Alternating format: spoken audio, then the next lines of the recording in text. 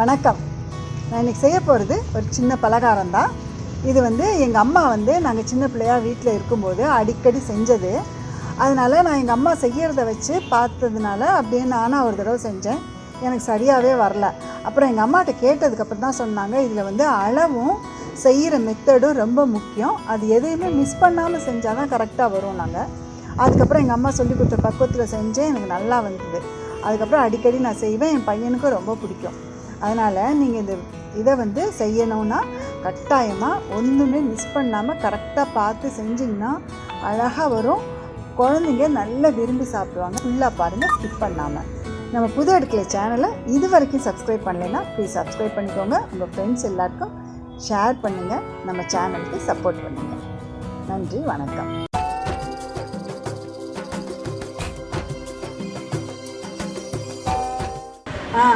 உங்கள்கிட்ட ஒரு முக்கியமான விஷயம் சொல்ல மறந்துட்டேன். நான் எங்கள் ஊர் சமையல், எங்கள் ஊர் அப்படி இப்படின்னு நிறைய எங்கள் ஊரை பற்றி சொல்லிகிட்டே இருந்திருக்கிறேன். இப்போ என்ன பண்ணேன்னா, நான் எங்கள் ஊருக்கு போயிட்டு வந்தேன். அதை உங்களுக்கு சின்னதாக வ்ளாக் பண்ணியிருக்கிறேன். அது அடுத்தது வரும். நீங்கள் அதனால் கட்டாயமாக இது வரைக்கும் சப்ஸ்கிரைப் பண்ணலைன்னா சப்ஸ்கிரைப் பண்ணிவிட்டு பக்கத்தில் இருக்கிற பெல் ஐக்கானை ப்ரெஸ் பண்ணிட்டீங்கன்னா நம்ம வீடியோ அப்லோட் பண்ண உடனே உங்களுக்கு தெரிய வரும். கட்டாயமாக எல்லோரும் பாருங்கள். நன்றி, வணக்கம்.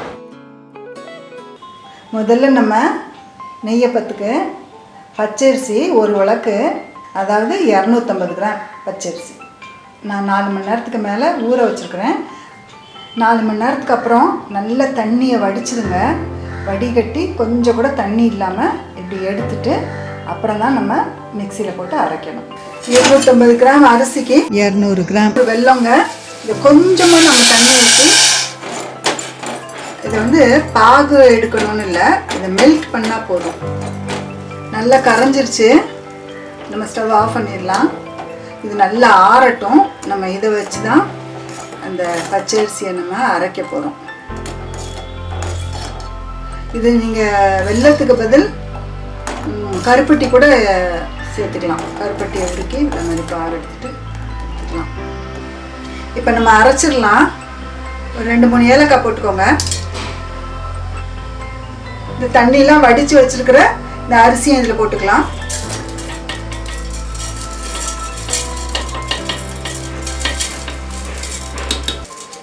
இப்போ இதை கொஞ்சம் அரைச்சிட்டு திருப்பி நம்ம இது கூட இந்த பாகை விட்டு அரைக்கலாம்.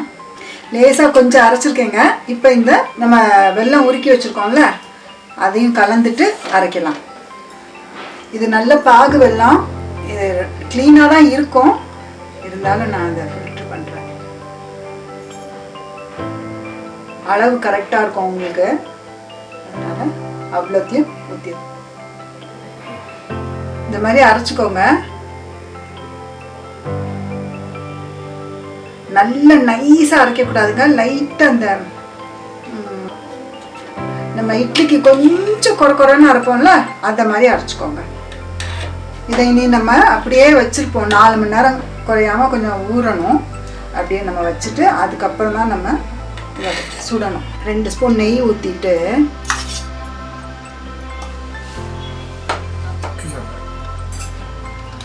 தேங்காவை இது மாதிரி பொடியாக பல்லாக நறுக்கி வச்சுக்கோங்க. அப்படி இல்லைன்னா நீங்கள் பொடியாக திருவிட்டு அதையும் கூட நெய்யில் வறுத்துக்கணும்.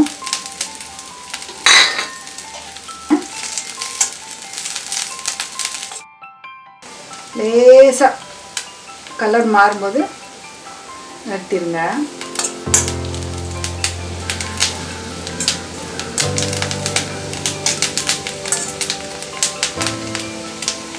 இது பாருங்க, லைட்டாக கலர் மாறுது. போதும், வறுபட்டுருச்சு. இவ்வளோ நீங்கள் வறுத்தா போதும். ஆஃப் பண்ணிடலாம். இது ஆறட்டும். ஆறுனதுக்கப்புறம் தான் நம்ம மாவில் சேர்க்கணும்.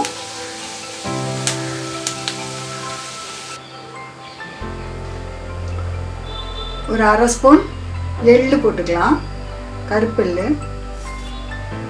இந்த வறுத்ததை நம்ம இதில் போட்டுக்கலாம்.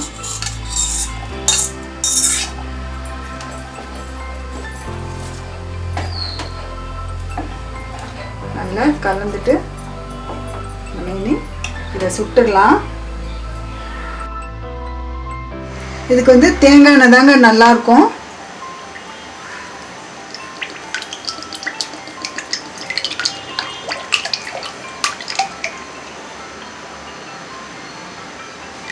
உங்களுக்கு தேங்காய் எண்ணெய் பிடிக்கலைன்னா வேறு எந்த எண்ணெய் இதுவோ அதை யூஸ் பண்ணிக்கோங்க.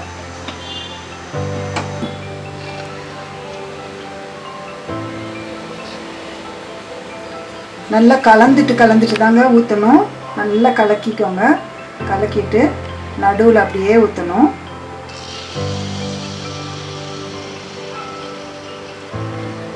மாவு ஊற்றின உடனே அதுவே தன்னால் 10-12 செகண்ட்ஸில் மேலே வந்துடும்.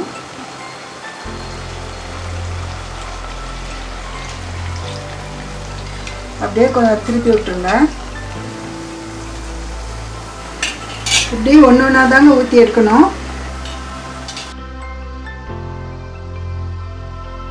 எண்ணெய் நல்ல சூடானதுக்கப்புறம் தான் ஊற்றணும். நல்ல எண்ணெய் சூடானதுக்கப்புறம் அதே ஹீட்லேயே மெயின்டைன் பண்ணுங்கள். கூட்டியும் குறைச்சுமாட்டு பார்த்துக்கோங்க. அதுதான் ரொம்ப முக்கியம் இதில்.